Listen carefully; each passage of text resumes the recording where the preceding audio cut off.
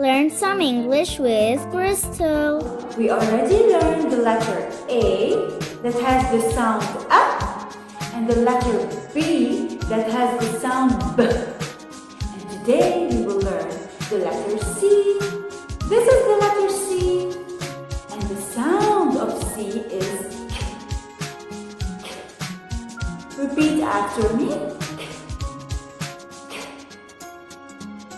There are many things that start with the letter C, like clown, cat, candle, car, cow, Christmas. Now I will show you how we write the letter C. Start at the top.